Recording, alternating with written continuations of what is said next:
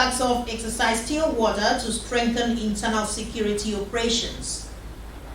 Stakeholders harp on need to address teachers' welfare as strategy for effective teaching.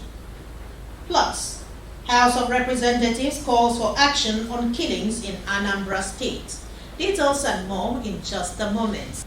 A very good evening to you and welcome to the news. I am Justina Etam.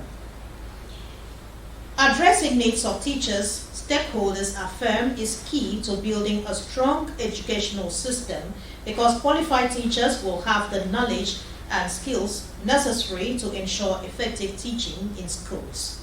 Teachers in Cross River State, while marking the 2021 World Teachers Day, called for implementation of the 2014 promotions and other areas to motivate them for improved student outcome as well as other educational objectives.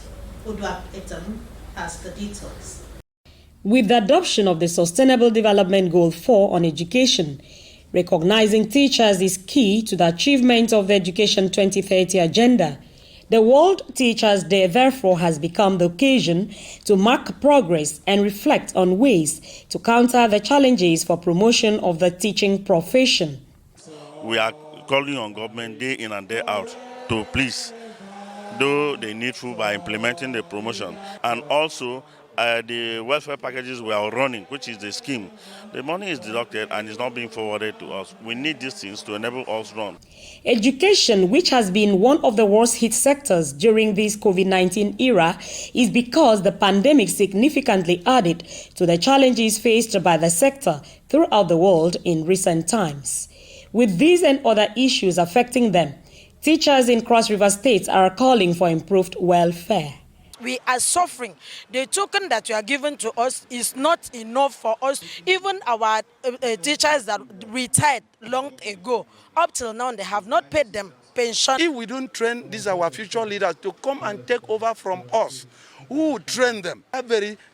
By extension, let the government of the day should recognize teachers, their contribution in and out, so that whatsoever they give to teachers will be able to do their best. The theme for 2021 World Teachers' Day, Teachers at the Heart of Education Recovery, stakeholders say is apt as it draws attention to the voices of teachers who are at the heart of effort to attain the global education target of leaving no one behind. In Calabar, Udwak Etam, Nta News. Now on security, the Chief of Army Staff, Lieutenant General Farouk Yahya, has flagged off exercise Stillwater, Golden Dawn and Enduring Peace nationwide. The field training exercise are routines conducted yearly by the Nigerian Army to effectively check all forms of criminality and allow for free movement of persons during the festive period.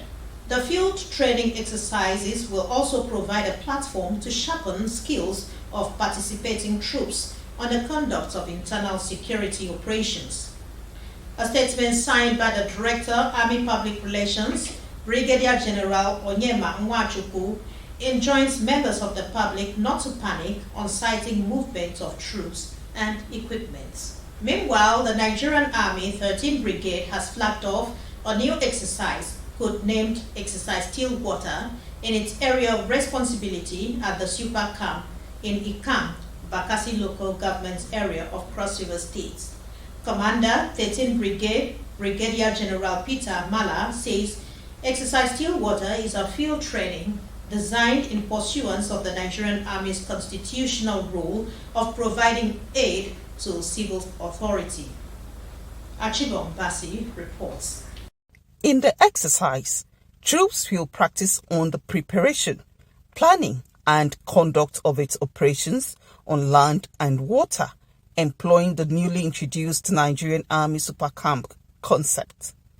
The exercise is also expected to assess the understanding and application of the tactics, techniques and procedures of various scenarios of internal security operations by commanders at all levels.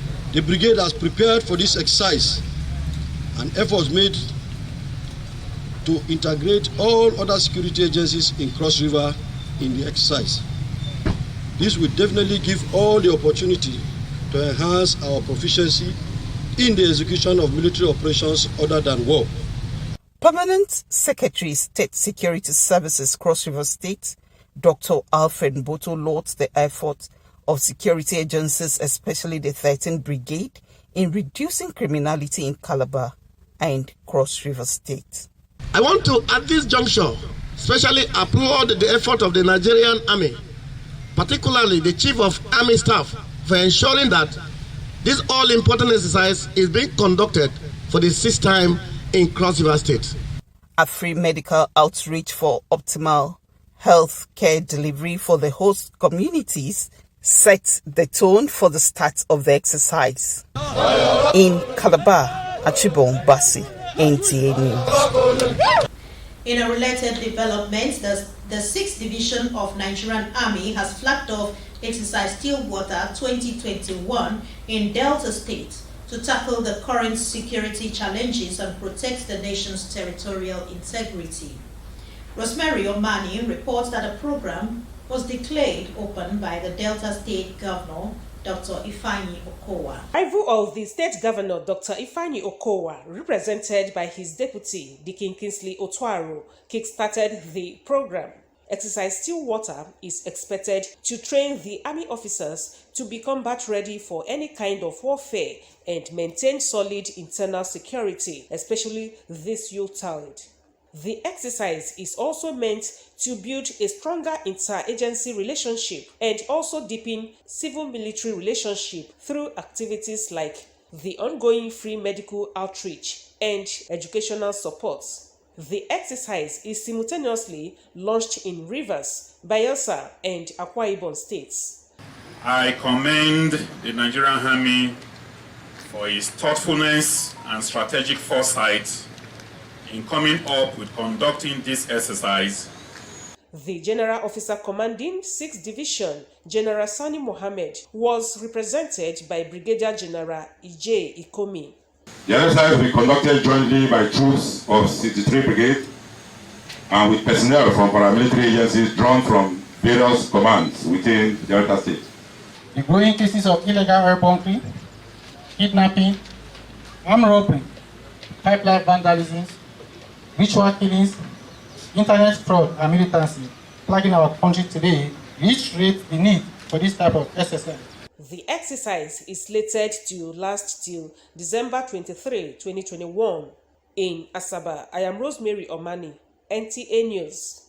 You're still watching the news reaching you live from the studio of the Nigerian Television Authority, Channel 9 Calabar. You can also watch this newscast on our YouTube channel at youtube.com/NTA Calabar. We have more reports for you after this time. Please stay with us.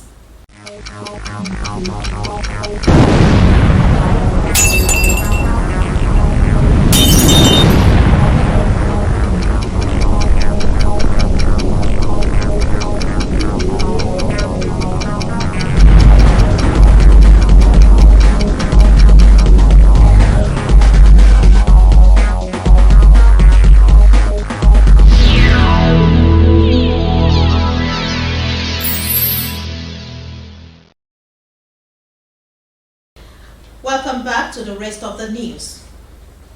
With barely 1 month to the Anambra governorship election, INEC is worried over the escalating security situation in the state.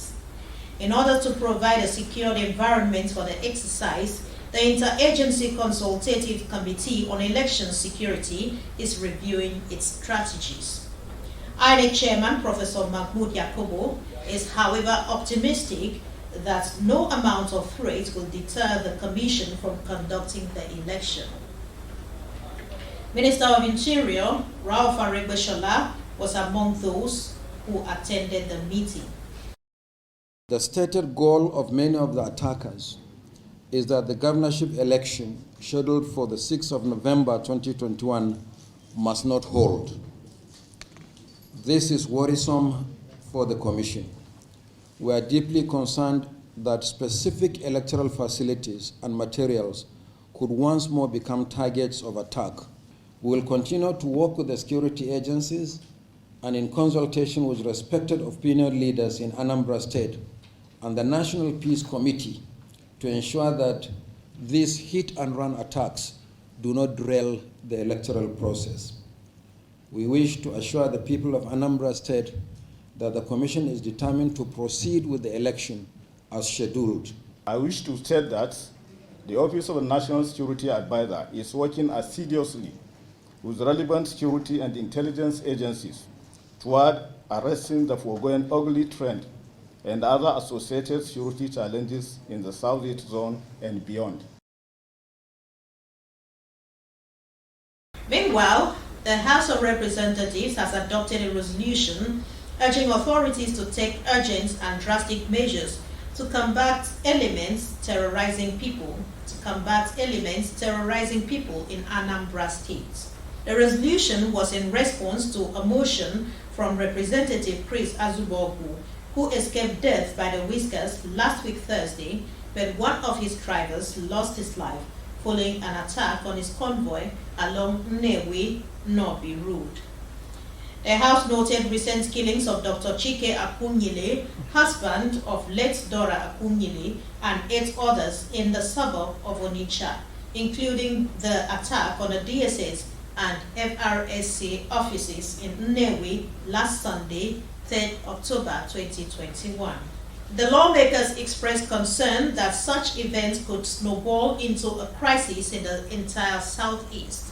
The House therefore urged deployment of security machinery to contain the menace. In another development, Representative Roland Igbokwa, coming under matter of privilege, has called on the federal government to make public names of the National Assembly members said to be involved in sponsoring terrorism. Meanwhile, House Speaker Femi Gbajabiamila read at plenary a presidential communication requesting consideration and approval of revised MTEF FSP 2022-2024.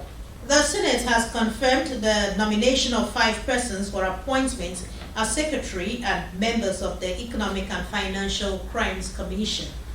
This followed the consideration of the report of the Senate Committee on Anti-Corruption and Financial Crimes, which screened the nominees.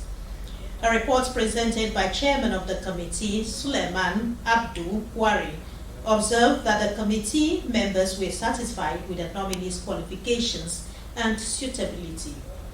Meanwhile, President Muhammadu Buhari has written to the Senate requesting the consideration of the 2022-2024 revised medium-term expenditure framework and fiscal strategy paper, which has increased in the 2022 budget from 13.98 trillion naira to 16.45 trillion.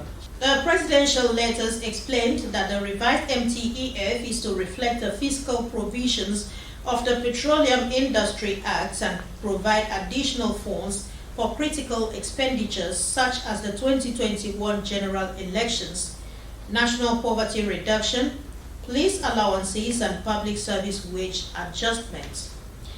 The President also sought Senate confirmation of Justice Hussaini Baba Yusuf as Chief Judge for the High Court of the Federal Capital Territory.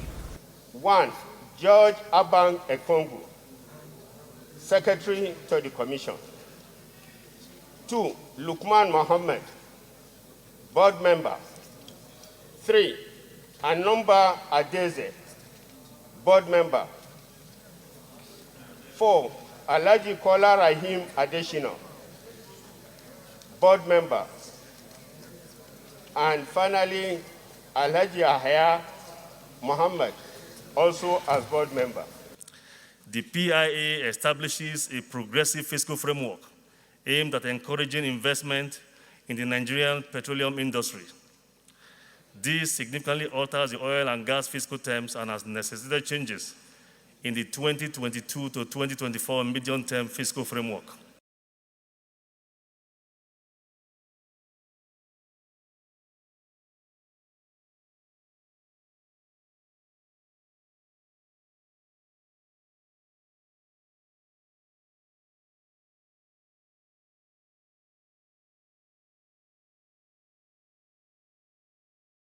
The National Broadcasting Commission, NBC, says it will not hesitate to revoke the license of any media organization that operates contrary to the provisions of the nation's broadcasting code. Director General of the Commission, Balarabe Ilela, said this at the presentation of license to new operators in the sector.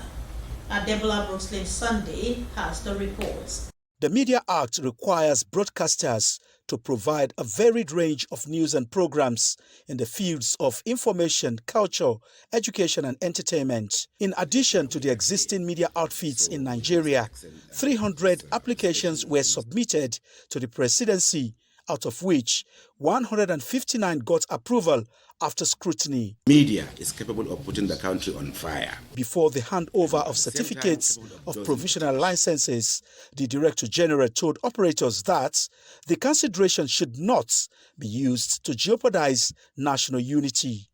That the license is granted to you to enable you contribute your meaningful quota to the development of Nigeria, create jobs and build bridges across the nation. In agreement, they pledged not to contravene the NBC Act. It's a huge responsibility that has been placed on our shoulders, and we want to promise that we shall not disappoint. Though thankful for the privilege, some media chief executives want the federal government to review the license fees following the high cost of production. Feeling the pains of paying staff salary, buying diesel, epileptic power.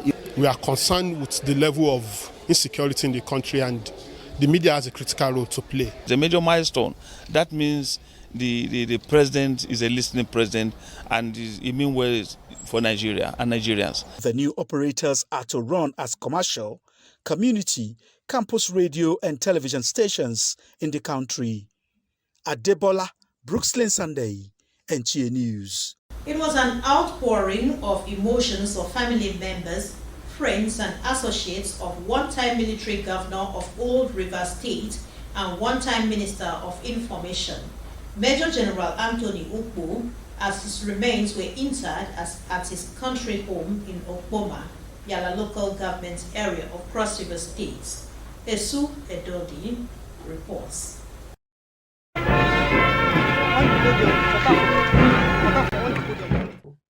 Solemn and emotional describe the mood at this gathering to honor the late general, whose remains have been brought into the Christ the King Catholic Church, Okpama, for a commendation service. Dignitaries from all walks of life in attendance here in glowing tributes describe General Ukwu as an embodiment of beautiful memories who impacted positively on persons he interacted with in his life's journey.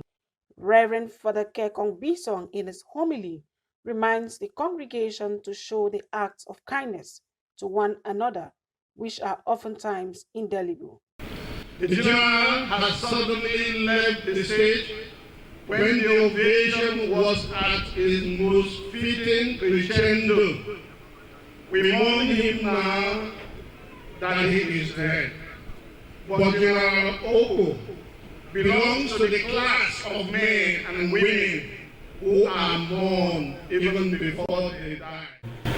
Anthony, yeah, died. Now he has taken all of them has thrown the entire Ugo dynasty into uncontrolled grief and mourning, considering the huge void that has been created in the family by his demise. I urge you, however, to be consoled in the knowledge that as a state, we have also lost one of our finest breed of patriotic gentlemen.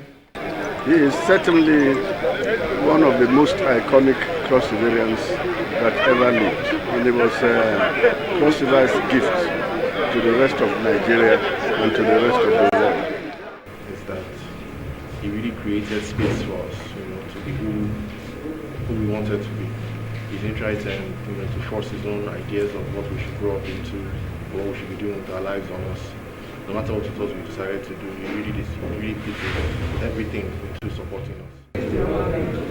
What we can do is our best to try and carry on to honor his name and his legacy, and all that always meant to us personally as my husband, father, grandfather. That's pretty much. For friends, associates, and bosses like former head of state General Abdul Salami Abubakar and General Ibrahim Babangida, the late Major General Anthony Ukbo was a fine military officer who carried out his assignment diligently. Of the inner second officers who arranged a bloodless coup that saw my emergence as a military president. Signed, General I.B. Babangida, GCFR, former president of the Federal Republic of Nigeria. Brigadier General Anthony Ukbo was peace-loving, mature, and kind-hearted. He was very friendly and accommodating to all who came across him during his lifetime. Major General Anthony Ukbo died on the same. And finally, a recap of the top stories. The Nigerian Army 13th Brigade has commenced its field training exercise codenamed Stillwater to strengthen internal security. Educationists have emphasized the need to prioritize teachers' welfare in order to facilitate effective teaching. And also, the House of Representatives is calling on authorities to take drastic action to combat killings in Anambra State. And that's all on the news. Thank you so much for watching. Have a wonderful time.